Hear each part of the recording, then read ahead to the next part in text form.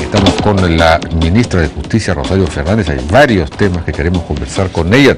No tenemos mucho tiempo, pero vamos a tratar de ser puntuales. Ministra, buenas noches. ¿Qué tal? ¿Qué tal, Jaime? ¿Cómo está? Bueno, Nancy Gilbonio salió en libertad acogiéndose al famoso decreto legislativo 927 de los beneficios penitenciarios para las terroristas, que fue muy cuestionado, fue derogado, pero igual se acogió. Así es. Ahora bien, los terroristas son beneficiados, pero esto nos regresa al tema de los militares, ¿no? Donde el decreto legislativo 1097 también fue derogado, porque además era, a mi juicio, un poco burdo, ¿no? Pero subsiste el problema. Todos estos militares procesados años, muchos de ellos probablemente inocentes, pero están detenidos. En fin, hay una injusticia ahí claramente. Ese problema subsiste. ¿Cómo se va a resolver? Bueno, Jaime, por eso es que cuando yo regresé en esta etapa de la gestión, dije que en realidad para el tiempo que queda, que son 10 meses, tenía que tener un objetivo muy claro, concreto, preciso y para trabajarlo de inmediato.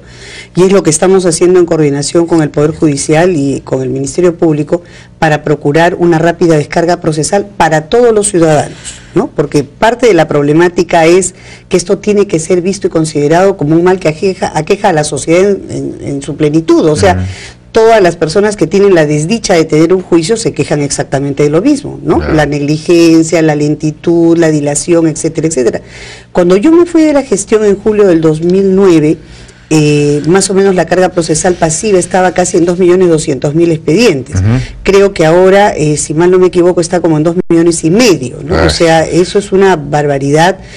Y en materia penal, eso es muy delicado porque las cárceles siguen estando pobladas en su 60% de la población penitenciaria con procesados, o sea, solamente el 40% de sentenciados. Y el presidente del Poder Judicial de la Corte Suprema quiere ser candidato presidencial, bueno, con esas cifras. Bueno, pero lo interesante de esto es que, ¿por qué tenemos tanto interés, por ejemplo, en apoyar el tema de la aplicación del Código Procesal Penal?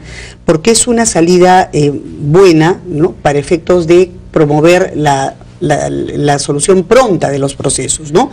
Hemos tenido algunos problemas presupuestarios, pero afortunadamente los estamos tratando de superar. Y bueno, eso le iba a preguntar, porque el gobierno decidió en el presupuesto del próximo año ya no poner un centavo para la extensión del Código Procesal Penal a los distritos judiciales que todavía no lo tienen, es decir, para cumplir el cronograma que estaba establecido. Exacto. Y esa decisión se tomó debido a la posición del Ministerio del Interior, que considera que el Código Procesal Penal, tal como se está aplicando, está facilitando la impunidad. Según ellos, el Código Procesal Penal, por ejemplo, en La Libertad, en Trujillo, en fin, no sé en qué otros lugares, está haciendo que aparentemente por lo excesivamente garantista que sería, permitiendo que los fiscales, en fin, suelten a los delincuentes. Sí. Eso es lo que se ha planteado, ¿no es cierto? Claro, pero es una visión errada, ¿no? Yo aprecio mucho al Ministerio Público, al Ministerio del Interior, al Poder Judicial y a la policía, que realmente al final de cuentas yo creo que sí está interesada en una solución del tema. Yo veo que Fernando Barrios, no solamente aprecio y además está comprobado. Fernando Barrios, como ministro del Interior, ha participado en la última sesión de implementación del Código Procesal Penal y ha dicho una cosa sumamente clara, ¿no? Ha dicho, hay una ley, la ley ordena que se tiene que implementar y nosotros tenemos que hacer todo lo necesario para que eso se cumpla. Entonces, creo que hay una señal clara, importante, porque hace unos días, aproximadamente 10 días, el presidente, junto con el presidente del Congreso y conmigo a su lado, hicimos el acto público, el gesto de la promulgación de la ley 29574, según la cual se adelanta la vigencia del Código Procesal Civil para los efectos de delitos de corrupción, ¿no? Esa es la contradicción que yo le quería preguntar. Sí. Por un lado se lanza este asunto y por otro lado al mismo tiempo se detiene el proceso. Bueno, lo que pasa, con el argumento, Jaime, de que no funcione, de que permite la impunidad. No, yo creo que ese es un error y además hay data específica que permite confirmar que no es así, que no es que el código permite ni alberga ni propone la impunidad, sino todo lo contrario, ¿no? Pero lo importante de esto es que, como la implementación del código, por ejemplo, en Lima, Jaime, cuesta alrededor de 500 millones. Es una gran cantidad de dinero. Entonces, El tema del sistema anticorrupción, o más que nada los delitos contra la administración pública, concusión, peculado, corrupción de funcionarios, son una materia por la cual la ciudadanía clama, ¿no? Y tiene una sensación de impunidad que hay que romperla y hay que acabar con ella. Y por eso es que es bueno. Y el adelantamiento significa más o menos en cifras gruesas 131 millones. Que ya las instituciones se han comprometido, básicamente Poder Judicial, Ministerio Público, el Ministerio del Interior, porque el Ministerio de Justicia también tiene una participación económica, pero muy chiquita. ¿Han comprometido de dónde?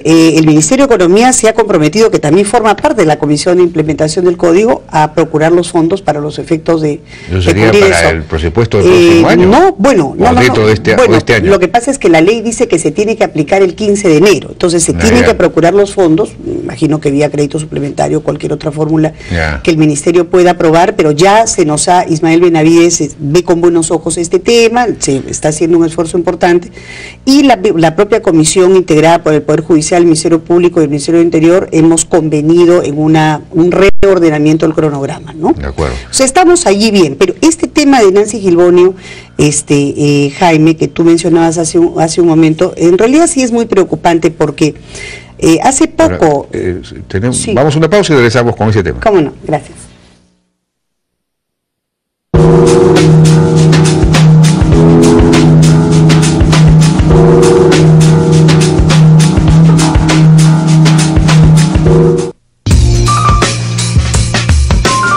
Departamentos de lujo, los más finos acabados y sobre todo, la mejor ubicación.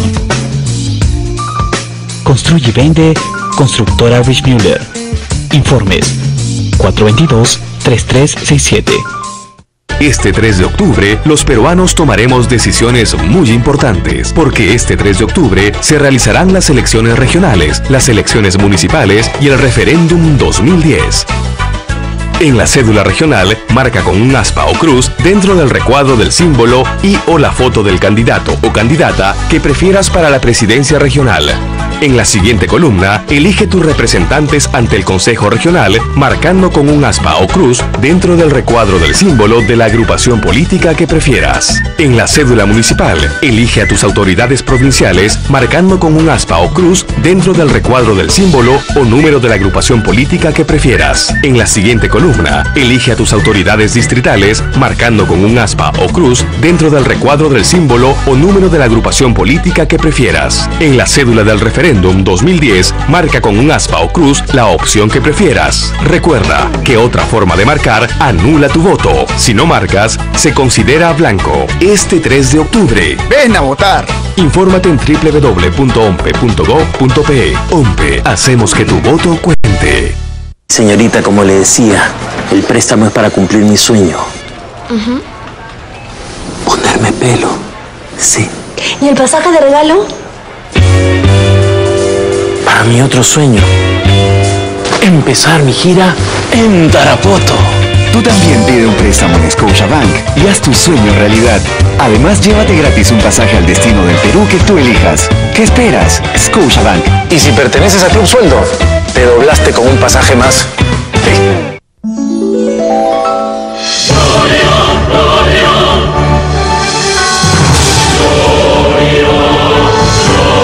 Adelanta la Navidad y disfruta el delicioso Panetón Gloria, que ahora te regala una tableta para casa. Encuéntrala en todas las presentaciones.